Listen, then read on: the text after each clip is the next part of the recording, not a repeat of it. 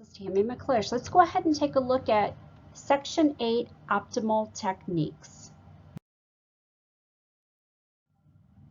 After the radiograph is taken, we then need to take a look at the radiograph to make sure that it is of the appropriate quality. In order to do that, we need to look at the primary factors that affect the contrast, the density, and the exposure. And that all comes down to what's called radiographic technique. Radiographic technique is the combination of settings selected on the control panel of the X-ray machine to produce a high quality radiographic image. Now, in saying that, we need to take a look at several factors. The first factor we need to take a look at is kVp. But before we can do that, we need to define a kilovolt. A kilovolt is the electric potential equal to 1,000 volts. So, when your X-ray machine is plugged into the wall, there's volts coming into the wall. Well, volts are not enough to take an X-ray. So the voltage coming into the machine has to be stepped up to kilovolts because that's what we need in order to take an X-ray. We need kilovolt peak, or kVp. kVp is the measure of the maximum electrical potential across an X-ray tube expressed in kilovolts. X-ray voltage is measured in kVp, and kVp determines the quality of the X-ray beam and the penetrability of the X-ray beam. In saying so, I have two X-rays here. The one X-ray was taken at 70 kVp, and the other X-ray was taken at 80 kVp.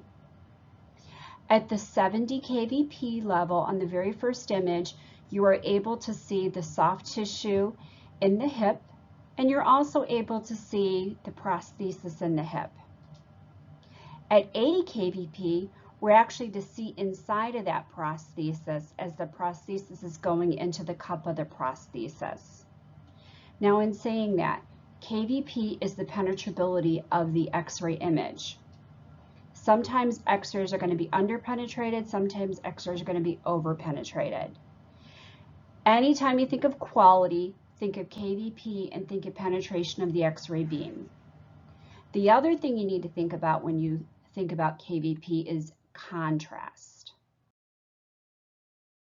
So let's go ahead and take a look at film screen combinations. Now, it's going to be different when we talk about digital. So right now we're only talking about film screen contrast, and we're talking about what happens with kVp with contrast and density for film screen. Contrast is the difference in optical density between adjacent anatomical structures or the variation of optical density on the radiograph. kVp is the most important influence on subject contrast. A low kVp will result in a high contrast, very short scale contrast, mostly black and white and a few grays. High kVp will give you low contrast, lots of grayscale. So when we look at the very first picture here, we see that high kVp, low contrast, lots and lots of grays. But with high kVp, you're also going to have a darker image. The image is going to be darker. So for density, you have increased kVp. kVp increases with increasing optical density. And in the bottom picture, you see low kVp. And when you have low kVp, you're going to have a mostly black and white image, but you're not going to have very much density. So let's take a look at the picture in the middle. I went from 55 kVp to 65 kVp to 75 kVp. You can definitely see the difference between these images.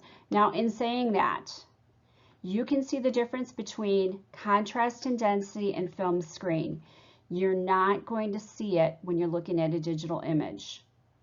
That's because digital images fix the lookup tables when they're going from different kVps and different MAS. Okay, so you will not see this with digital imaging. Now, in comparing the 55 kVp to the 75 kVp, the 55 kVp is going to be mainly black and white. Low kVp, high contrast. The 75 kVp is going to be lots of grayscale. High KVP, low contrast. Now, in order to see a change on an X-ray that is film screen with KVP, a change of KVP by 4% is required to visually see the scale change when you are going from 50 all the way up to 90 kVp. Below 50 kVp, you are going to need to change the kVp at least 2% in order to see a change in the contrast. And then above 90 kVp, you're going to have to change by at least 10% to see a change in contrast. Now for density, for KVP, KVP must be changed by 4% in order to see a change in the contrast, in the density, 4% to have a change in optical density. Now the very last picture is showing you how we can have the scales look about the same, and that's called the 15% rule in the very last picture. So in order to maintain constant density, I would increase my KVP by 15%. I would go from 55 to 65, and I would cut my milliamps per second in half. I would go from 1 MAS to 0.5 MAS. So that is something that is called the 15% rule. And with the 15% rule, you can pretty much control your optical density with the 15% rule. So once again, if you increase your KVP by 15%, you need to decrease your MAS in half in order to maintain optical density. I mean, it's going to be a little off, but for the most part, it looks pretty much the same. Now remember, digital is different. With digital, all digital wants to do is penetrate the image. That's all it wants to do. After that, there are lookup tables that fix everything for digital. So if you have a PSP system or an FPD system, KVP still influences subject contrast, but radiographic contrast is primarily controlled by an image processing lookup table. The lookup table is a table that maps the image grayscale values into some visual output intensity on the monitor or the printed film. This allows you to see the bone, the soft tissue, and everything looks very nice and very detail oriented when you have these lookup tables. So we talked about KVP. KVP is penetration, KVP is contrast, KVP is quality. MA is the measure of the X-ray tube current. Okay, so I'm going to do a little bit of drawing here because I like to do drawings. So when we're looking at KVP, KVP is the potential difference from the X-ray tube cathode to the X-ray tube anode.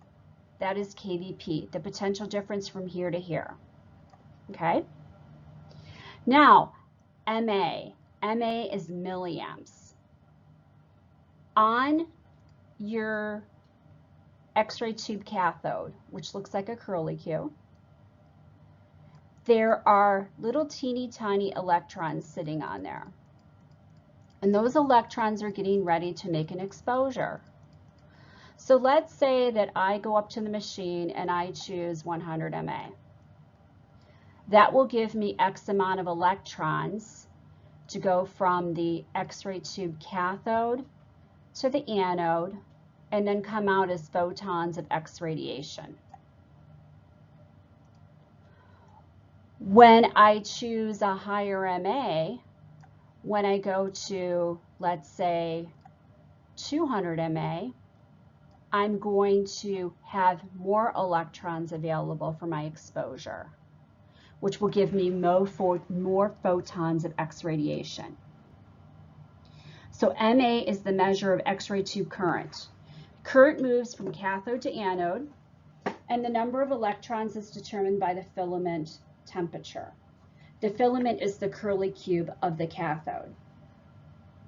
The filament temperature is controlled by the filament current and is measured in amps.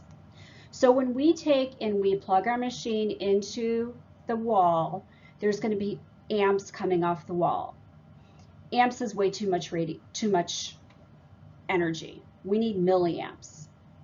So there's a conversion that occurs where the amps go to milliamps. But at the filament current, we have amps coming in. As the filament current increases, the filament becomes hotter and more electrons are released by what's called thermionic emission.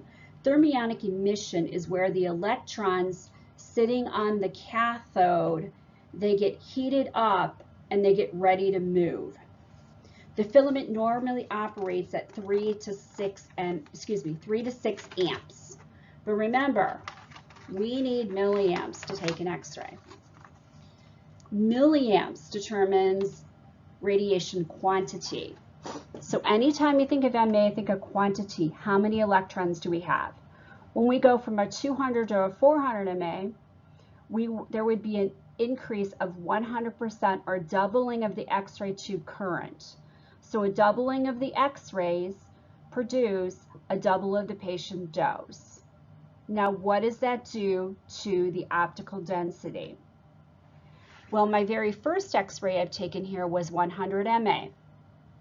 The second X-ray is 200 MA. So as you can see, going from 100 to 200 MA, as you increase the milliamperage, you increase the optical density.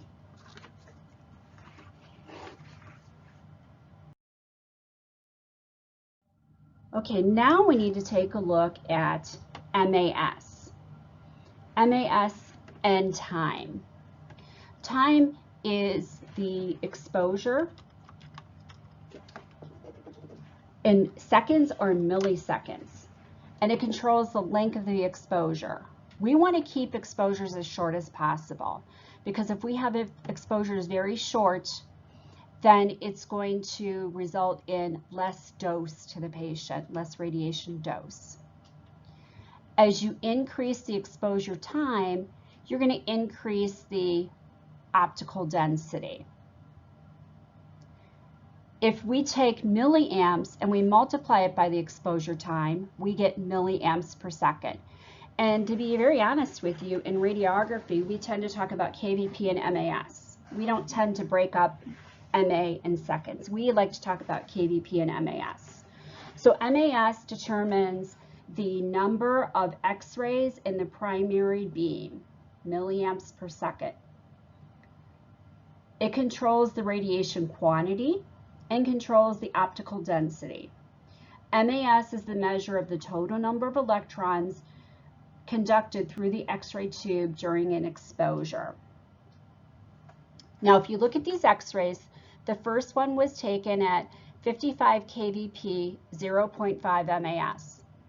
The next one was 1 MAS, the other one was 2 MAS. As I increase my milliamps per second, I'm going to be increasing the optical density. Optical density is the degree of blackening on the finished radiograph, and it is controlled by milliamps per second and source to image distance. So a little later on, I'm going to talk about source to image distance. But MAS must be changed by 30% to produce a perceivable change of optical density. So you have to change it by at least 30% in order to see it. Now that's on film. When we're talking about digital, it's different. There are beam restrictor devices out there. The one we're pretty much used to is collimation. Collimation is changing the shutters on your X-ray tube to constrict the X-ray beam down to the part that is being imaged. When you change the beam restrictors, you're going to change contrast, density, and scatter. When you increase the beam restriction, you increase the contrast. When you increase your collimation, you decrease your optical density. And by using beam restrictors, you reduce the scatter. Now this is only in film screen. When you go to digital, it's going to be different.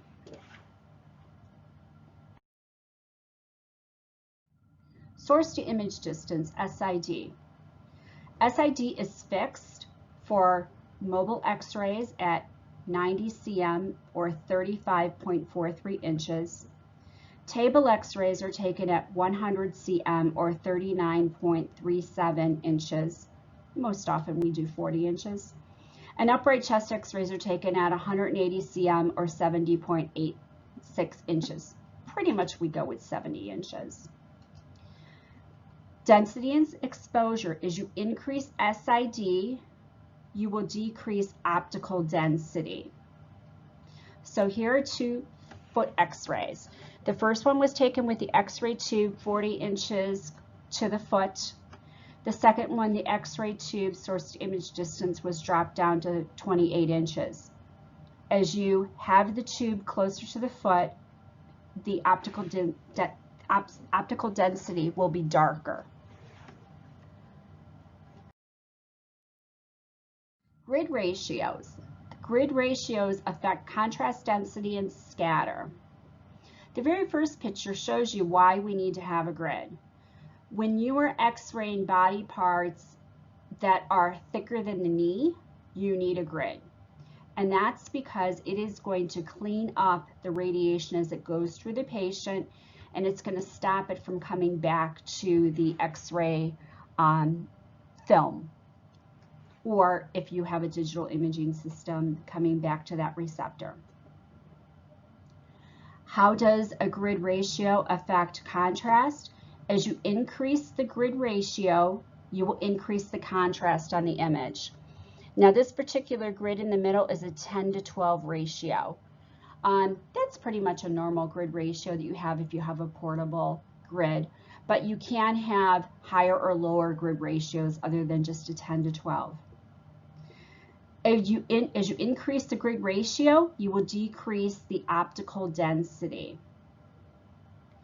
And just by using high grid ratios, they reduce the level of scatter radiation, but high grid ratios also increase patient dose. Now, when you use a grid, you need to be very careful and make sure that the grid is not tilted. If the grid is tilted, then you're going to have the problem like we're seeing in the very last image. The very last image shows a sacrum x-ray. The upper image, there are no grid lines. The bottom image, there are grid lines because maybe the patient was lying in a bed that was tilted a little bit, or maybe the tube was tilted. Everything needs to be appropriately positioned. So let's go ahead and let's take a look at the source to image distance and what this does with geometric factors, especially what does this do to spatial resolution. And spatial resolution is very important when we are looking at geometric factors. The first geometric factor we're going to talk about is SID, or source to image distance. And this is probably the one that I have the hardest understanding. But once you look at the pictures, this makes sense. It's kind of like backwards in my brain, but it actually does work. So we're either going to have a 72-inch source to image distance, which would be about 180 centimeters, or 40-inch source to image distance, which would be about 100 centimeters for routine exams. Now, the one picture that I see that I can really show the difference is a lateral cervical spine. The first x-ray was taken at 40-inch SID. The second one is taken at 72-inch SID. How does SID affect detail? The sharpest image detail is achieved with an increased SID. So the SID at 72 inches is going to give us better detail. We can definitely see the vertebral bodies better in the 72-inch versus the 40-inch. We're also going to, by increasing that SID, we're going to decrease the distortion, and we're going to minimize the magnification. Look at that 40-inch X-ray. Everything is huge. Everything is magnified. By going to 72 inches, we're going to decrease that magnification. That's why chest X-rays are taken at 72 inches, because at 72 inches, you decrease the distortion and the magnification, and you have better detail. And it all has to do with the very first picture, which shows you the area of unsharpness. So this very first picture, think of this one as a 40-inch SID, and think of this one as a 72-inch SID. We used to call that FFD, focal film distance, but now it's called SID. When you go from 40 to 72, you decrease the area of unsharpness. You decrease the area of unsharpness at the image receptor. Take a look at objective film distance, which we also call OID, object to image distance. Sorry I have OFD here, but it's also OID, object to image distance. Objects should be in close contact with the image receptor. Now this was actually a very cool experiment that I performed when I was in X-ray school. So these two first X-rays are very old. The very first picture is taken with the hand right up against the cassette, and that is a 0-inch OFD. The second picture, I suspended the hand and brought it 26 inches away from the film. As you can see, the hand looks huge. It looks like it covers the entire 14 by 17, because it did, because I had it 26 inches away from the screen. So the sharpest image detail is achieved with a minimal OID, and the sharpest image distance is something that you could definitely see here. What about distortion? As you increase OFD, you increase distortion, and magnification is minimized with a small OID. Now in the very middle picture, you're seeing why we want to make sure that we put the X-ray plate as close to the patient as we can. In the very last picture, you're seeing the area of unsharpness is going to change based upon how close the film is to the person that is being X-rayed. Distortion. Sometimes when you're positioning a patient, you need to make sure that you're very careful so you don't have distortion. Distortion is reduced by positioning the anatomical parts of interest in a plane parallel to the image receptor. When you look at the very first femur X-ray, depending upon how the tube is positioned and the plate is positioned, it looks like you have two different fractures. You need to make sure that the tube, the plate, and the part are all parallel. The second picture, instead of turning the foot in or out, we've turned the tube, and everything looks distorted. And the last picture, instead of having a 15-degree angle that was cephalic into the foot, it's actually a 45-degree angle. The toes look very long. And then the second picture, instead of having it a cephalic angle, that's a caudal angle. So everything is foreshortened. So it's very important that you have everything positioned appropriately. One very easy way to affect your exposure is to use a focal spot size that is appropriate. If you are X-raying extremities, hands and feet, you want to use a small focal spot, which is 0.5 millimeters for detail. Or if you are just doing general radiographic imaging, you would want to use a large focal filament, which is 1 millimeter. So this one right here is going to be your small, and then this one right here is going to be your large. And those are your focal spot size. When we're looking at the time of our exposure, for detail, By decreasing time, you will decrease motion and you will improve detail on your image. It's important to make sure that kids don't move and you have a very short amount of time for their x-rays. Automated exposure control. It's a device that measures the quantity of radiation that reaches the image receptor. It automatically terminates the exposure when the image receptor has received the required radiation intensity. So, if I'm looking at these chest x-rays here, the very first chest x-ray is a PA chest x-ray. When I'm positioning the patient, I want to position the AEC right over the lungs. So I'm going to pick these two AEC detectors. I'm going to pick this one and this one for that PA x-ray. When I'm going to the lateral, I want to pick just the center spot. I want to pick just this one down here, this one down here. The operator selects the body part to be x-rayed and then selects the appropriate KVP and MA. The exposure timer is set to a backup time. When the electronic charge for the ionization chamber reaches a preset level, a signal is returned to the operating console where the exposure is terminated. The timer should be set to 1.5 times the expected exposure as a backup timer in case the AEC fails to terminate. So on a chest x-ray, I'm probably going to use 110 kVp at, let's say, 2 MAS for the PA and maybe 15 MAS for the lateral. So just to be careful, I like to set the backup timer at 1.5 times more than my lateral.